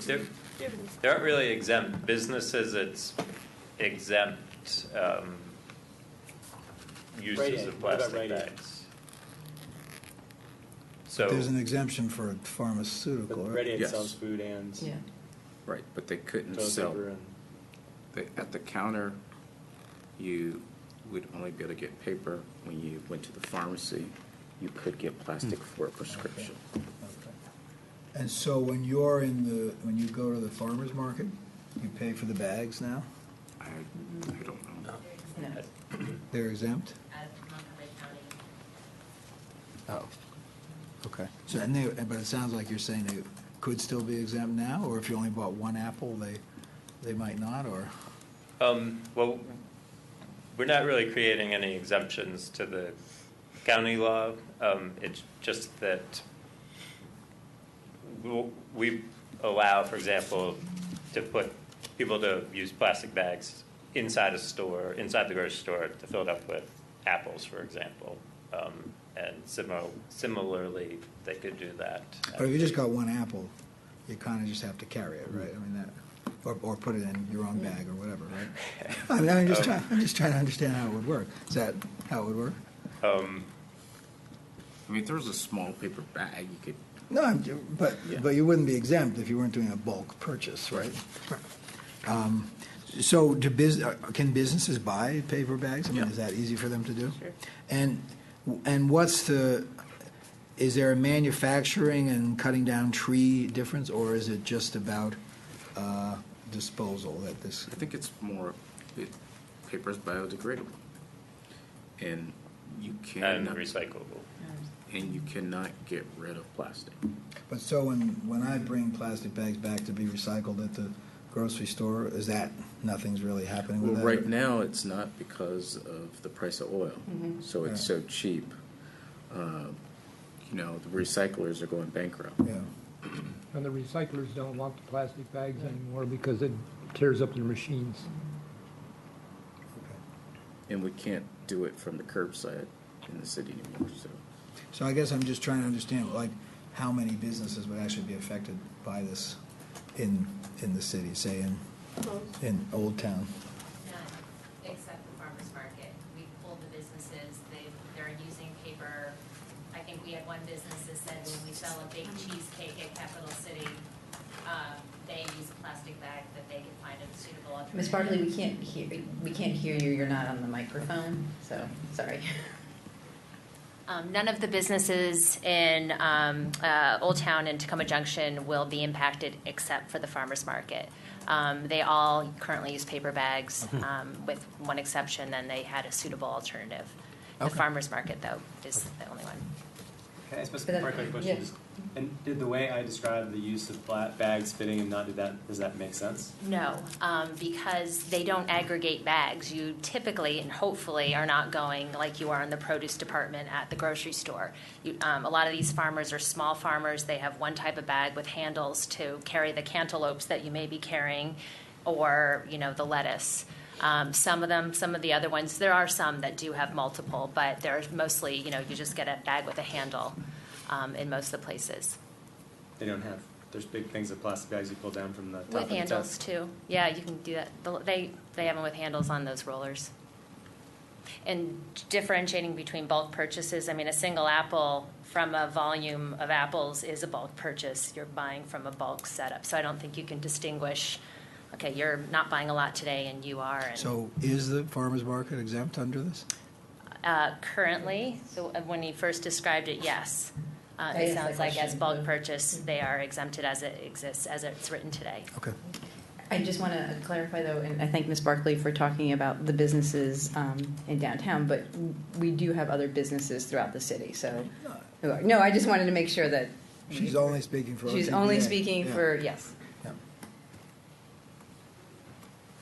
Yeah. Is that it, Councilmember Kovar? Mhm. Okay, thank you. Councilmember Qureshi?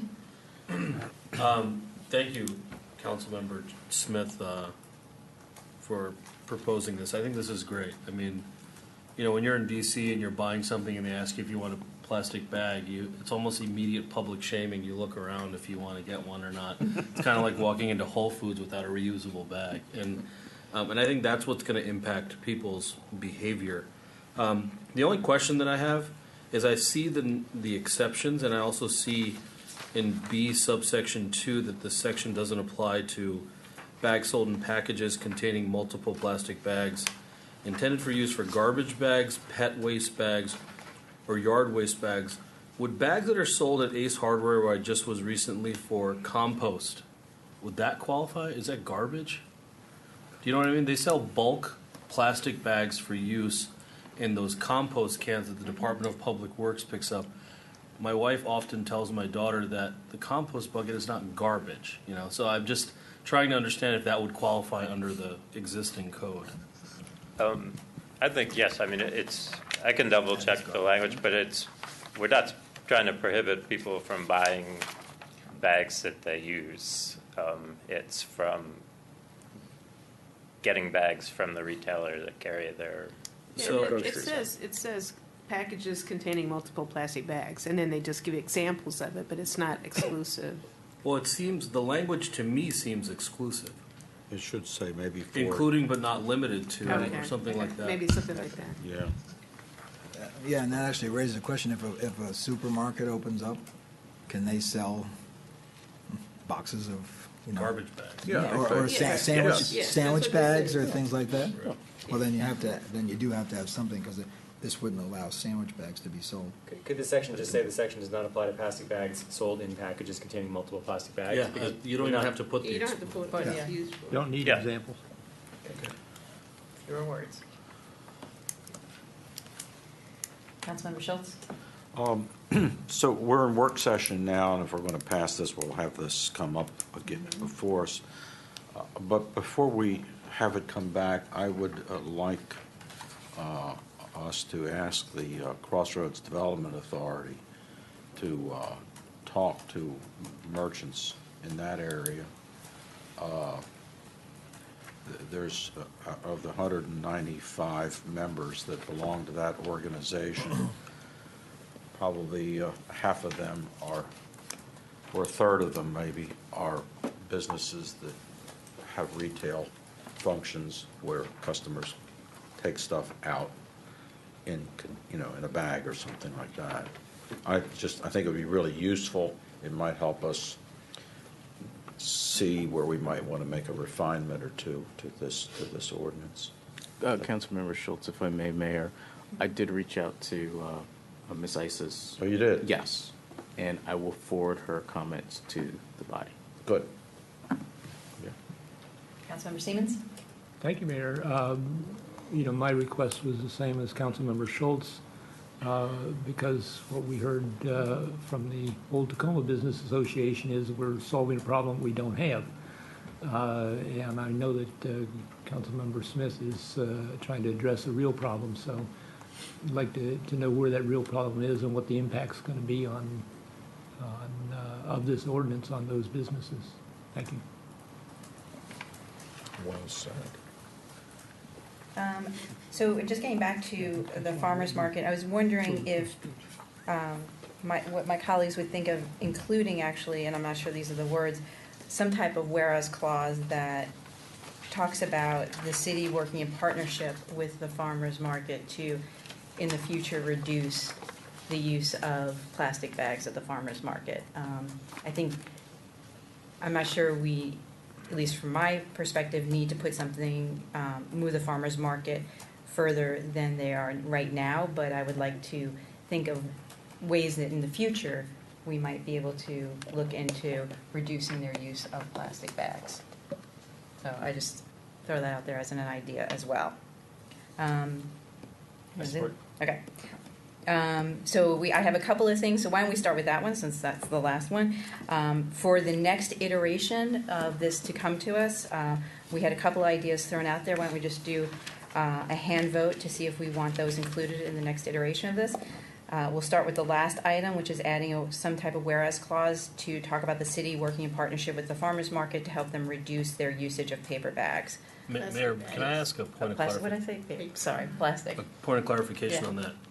Because the farmer's market falls under an exception, rather than singling them out, does it make sense to just aspirationally endeavor that we want to be a plastic bag-free city and as it pertains to anybody who falls under the exception? Well, my understanding from the city attorney is that this is not about individual businesses, and there aren't exceptions for individual businesses, but this is about the use of plastic bags, at whatever you call it, whatever you said before. At the point of sale. Point of sale, thank you, at the point Okay, of sale. all So right, that's that's why fine. I added Okay. the whereas clause versus going in that direction. Okay, I appreciate you clarifying So that. Thank you. if that makes sense from the city attorney's point of view. Just one tweak, Mhm. farmers markets. not Yes, markets. yes, I meant to be plural. Okay, so all those in favor of some language like that coming back to us in the next iteration, please raise your hands. And I see that's unanimous. The next was Councilmember Mail suggested a whereas clause specifically talking about moving towards not having plastic bags for newspapers or dry cleaning. Would people like to see language like that included in the ordinance as well, in the whereas clause? All those in favor? 6 folks would like to see that in our next iteration. I think we talked about in line 62, I think that was pretty much unanimous already, just making that more general. This section does not apply to plastic bags sold in packages containing multiple plastic bags. Is that okay with everybody? All right. Yes. I think that was it. Was there anything else? I think that's it for this evening. Thank you again, Councilmember Smith. And Thank you, Mayor. I was very glad to see this because I also heard a story on NPR just the other day that said all these plastic bags, they're not being recycled and there's nothing happening to them. So They end up in the ocean. Yep, they do. Hanging in a tree. In a tree, For months. yes, exactly.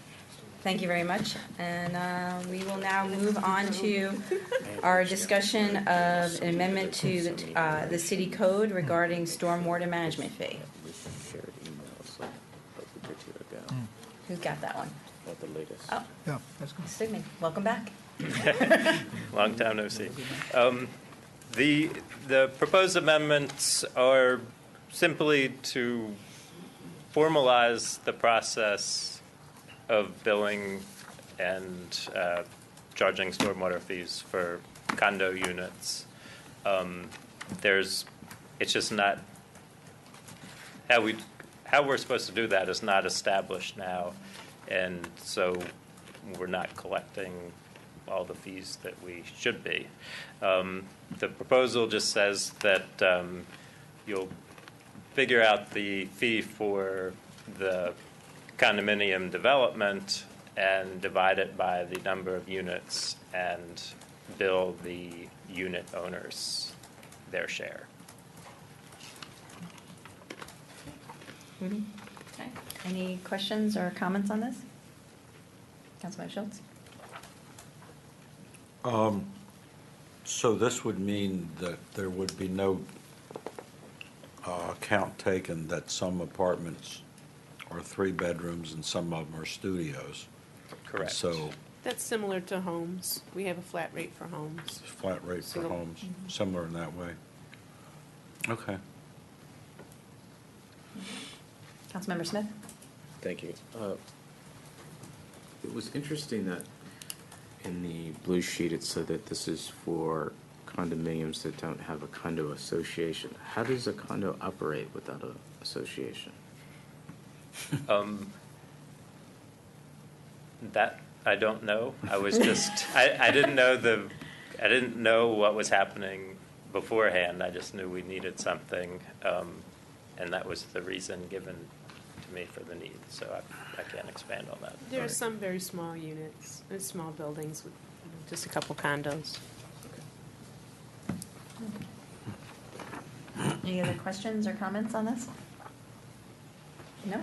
All right, so I think we're done with this one then. Okay. Thank you very much. All right, now we will move on to a briefing on the cable franchise agreements and agreement with Montgomery County regarding franchise fee distribution and cable grant. Thank you. I just wanted to give some background because items will be coming to you probably late March, early April, related to the Comcast franchise and an agreement with Montgomery County. And partly because the process of dealing with cable franchises takes so long and we have new members, I thought I'd just give a little bit of background information right now. In the city of Tacoma Park, we have franchise agreements with 3 cable operators, Comcast, RCN, and Verizon. And I wanted to let you know, give you also a picture of the major players within the jurisdictions within Montgomery County related to cable. There are a couple different groups. One is the city of Gaithersburg, which has its own franchise agreement with the cable company. It receives about $850,000 per year in franchise fees and is responsible for negotiating their franchise agreement, consumer complaints, the operation of its station, and within the city limits of Gaithersburg. For the rest of Montgomery County negotiates franchise agreements with each of the 3 cable television providers on behalf of the county and of the other municipalities. The county uses specialized legal counsel for telecommunications law. And to give an example, their estimate over the past 5 years is that they've spent about $750,000 on legal fees related to the negotiation. So it's a fairly substantial commitment that they have for dealing with the franchise agreements. The county also maintains the operations of the broadcast system for the PEG channels, which are public education and government channels, like we have our City TV. It handles consumer complaints. It oversees cable television companies' infrastructure improvements throughout the county and through the municipalities, except for Gaithersburg. In addition, they work to connect public facilities throughout the county to what they call the iNet system, institutional net or a fiber net system, which provides internet and communication services to schools, municipal government buildings, and that kind of thing, social service buildings. And Montgomery County also runs its own channel. For the municipalities other than Gaithersburg, each municipality must approve the franchise agreements with the companies that serve them, and they use the Montgomery County franchise agreement as a basis, and there might be a small tweak for that specific municipality. Rockville and Tacoma Park have our own cable stations. We do a great deal of programming. Rockville maintains more of its iNet system, fiber system, than we do. Montgomery County does more of the fiber system within the city. All other municipalities are served by MMC, which is the Montgomery Municipal Channel. The individual municipalities have very little information specific to their municipalities on that channel. And there's some interest in having it do more for those municipalities. Basically, the money, there's a certain amount of money that goes to the channel, and then the different towns get a small amount of money out for the franchise fees, and they just use it for other uses. So Montgomery County recently approved the franchise agreement with Comcast, and it's to go into effect on April 1st. The county would love to have all the municipalities also approve the franchise agreement with Comcast by April 1st. Doesn't have to, but that's their goal. The municipalities have said that we're not going to do that until we have an agreement about how those funds are distributed among the county and the municipalities. And we've been going through having legal reviews of the revised memorandum of understanding that would identify how franchise fees and PEG fees are distributed. And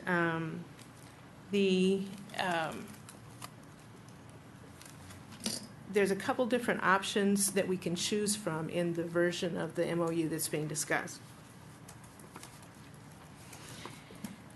Currently, we receive about $124,000 in operating funds and about $930,000 a year in capital funds that we can only spend on capital investment. There's an alternative scheme where we would receive $458,000 in operating funds, and then an amount in capital funds, either $362,000 or $217,000 in capital funds, depending on how much of a match we put towards the cable or fiber net related operations or purchases. And this comes from the Comcast franchise agreement, which gives municipalities and the county a little bit more flexibility in how we use funds. In the past, there was a set amount that we had to use for capital. What the agreement allows is for flexibility on using some for operating if the government puts a match into it to show that we have some skin in the game for that. In one version of the schemes, the county could make the match and we would get less capital money. The others, we could pay the match. What we are doing now is looking internally to see which of these makes more sense for us. And we'll be bringing that back to you to go through those numbers and see which of these various options makes the best option for Tacoma Park. We also have a few other benefits out of these different franchise agreements. We receive some free connections. Some of the nonprofits in the area receive some free connections. We receive some specialized equipment and some special access to internet services that are given as part of these agreements. Yeah, I think you did something to my throat. Thank you. The other thing that we will be getting out of kind of the agreement with the county is payment of the costs of the attorney that has been helping us, helping the municipalities. They are going to pay. Okay. We're making progress, and I think we're pretty close. I don't have a date when we're going to get that revised agreement, but my guess is it's going to be within the month, and then we'll come back to council. So I just wanted to kind of give some background, let you know that we will be looking at the Comcast agreement. Pretty soon after that, we'll be looking at the RCN agreement. That's also been negotiated. It's not been approved yet by the county, but it's a very straightforward one. It's actually more lucrative all around. It's a better system for an agreement. It just doesn't have that many subscribers, so it's a smaller amount of money. That's all I have to share with you. Can answer any questions. Any questions? You mentioned that the county has its own general cable channel to which it's going to provide access to some of the municipalities. Is that what I heard you say? There's two different things. The Maryland Municipal League chapter kind of oversees the Montgomery Municipal Channel, MMC. Right. And it serves the smaller municipalities. But so it doesn't really serve us since we It does not serve us because we have our own channel. That's right. Okay, so that wouldn't really affect us, that part of the agreement. That's right, and we get a set amount of money. Rockville, Tacoma Park, and MMC gets the bulk of the money because we have stations to maintain. Mm-hmm. These others just share that one station. I see. Thank you. Councilmember Mann? Yeah, thank you for that. I just wanted to note a couple of things. Could you, before this comes back to us or when it comes back to us, get information from Gaithersburg on how much they spend on legal fees associated with renegotiation? Yeah. And then the other thing I wanted to just mention for my colleagues, but just fact-checking with the city manager, my understanding is that internet service providers who provide effectively television are not taxed. It's only traditional cable that is taxed and pays a franchise fee. Yeah, it's very complex. I'll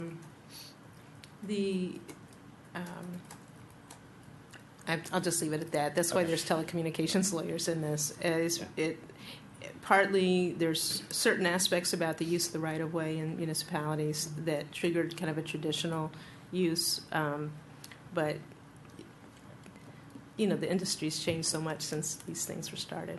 Right. But for example, for my household, we do not have a TV. We pay for internet service, and I don't think we're paying a fee that contributes. Sorry, everybody, I'm not doing my share.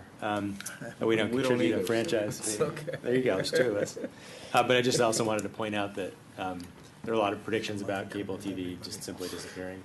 And I just, while the city manager was talking, we're pulling up stats of declines of 1 million customers per year for the last 5 years as more and more people switch to Netflix. Yes. Right, and I think that's true. I mean, one of the things that's has been the change dynamic in Montgomery County is just that the move to Verizon, which is primarily internet service as opposed to cable, has brought in the most money and has brought in tons of money. The other thing is that the way that things are divided up, we get more money than our share of subscribers to these entities because we're operating a channel. And our argument is that's valid because we serve the entire county with a lot of good, good programming. But, it doesn't divide really by subscribers. Councilmember Smith? Thank you.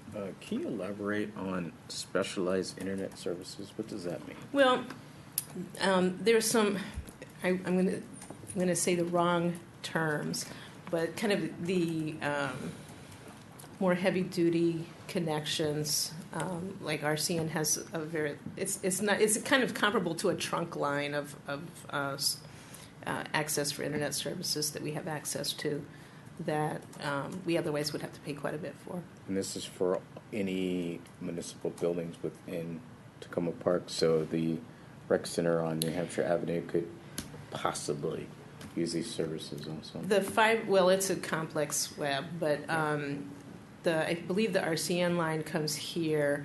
We have other fiber net that connects all of our facilities, and it's which is useful for us for many purposes. Okay, and I would prefer that we don't put any money into the deal because, I mean, the county owes us money already through tax duplication. So for us I to understand. have to give them money to try to get some more money, it's just hard to take. I understand, and that's why I said I'd come back when we have analyzed this. I think the important part is that we get the money that makes the most sense for us and how we can use it. And so that's something I'll have to bring back, what those spreadsheets look like. I don't have the numbers yet. Okay. Councilmember Qureshi? Ms. Ludlow, I noticed in your work session blue sheet, if I can call it that, it says the agreement must be voted on by each represented municipality. Right. So how does that work? I mean, each municipality will vote on its own as to whether it wants to approve the agreement. That's right. And what happens if a municipality votes against it? Well, I guess you're out of the loop, and you don't get, you wouldn't get the services, or you wouldn't get the money through the county. The general idea is that you kind of know going in, but it's a possibility not to go with it. Okay. The way that franchise agreements are with these cable companies is they have to be with the municipality that they're in. And so each municipality that takes part in this will have to have an ordinance that approves the franchise agreement. And then we'll have to, and gets a signed agreement that's separate with RCN and Comcast and Verizon. And then we'd have a resolution that would identify the agreement that we would have with Montgomery County about how to distribute the funds. Thank you. Councilmember Schultz? Yeah, listening to the options about the match, at first blush, it seems to make the most sense that you said the match could be provided by the county on our behalf in return for a reduction in the amount of capital grant that we get. Right. Since we already got more money for capital uses than we know how to spend, and not enough for operating, it seemed like that would be the way to go. Again, it's what we have to look at in terms of if we can do the match or not. I have the same kind of sensitivity that Councilmember Mayle and Councilmember Smith have about the money, but we will have to look and see what makes the most sense. Sure. Any other questions for the city manager on this topic? No? I think that was our last item. Does the city manager have anything else for us this evening? No. All right. All the documents and materials for next week's city council meeting are already up on the website. Please take a look at them, and Especially on the vacant one. Yes. If you've got comments on the vacant and abandoned, please send them in. Like to know. Great. We are adjourned. Thank you.